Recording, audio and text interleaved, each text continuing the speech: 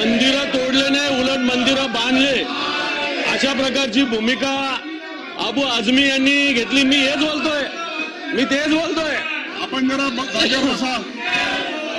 आणि ज्या पद्धतीनं अबू आझमी यांनी वक्तव्य केलं, औरंगजेबाचं उदात्तीकरण केलं, हे उदात्तीकरण मला असं वाटतं अतिशय चुकीचं आहे। कारण अबू आझमीवर कारवाई झाली पाहिजे, परंतु ही अबू आझमीवर ज्या पद्धतीनं कारवाई आवश्यक आहे, सत्ताधारी पक्षाने ती मागणी केली पाहिजे। त्यांचे मंत्री आहे, मुख्यमंत्री आहे।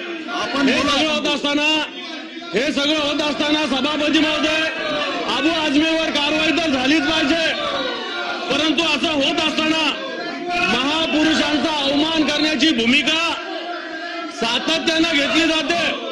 एक प्रशांत कोरटकर नावाची व्यक्ती नागपूरमध्ये आरोप करते, प्रशांत कोरटकर नावाची व्यक्ती राहुल सोलापूरकर नावाचा अभिनेता, राहुल सोलापूरकर नावाचा अभिनेता हा छत्रपती शिवरायाविषयी काय काय वक्तव्य बोलतो। या प्रशांत कोरटकरला सरकार संरक्षण देतं।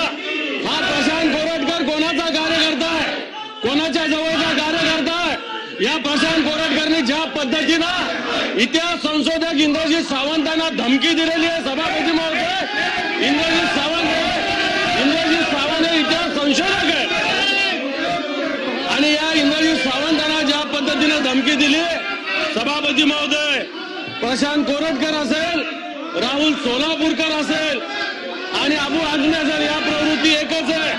अबू आझमी सुद्धा त्या प्रवृत्तीचे। विरोधी पक्षनेते राहुल माध्यमातून या संदर्भामध्ये अतिशय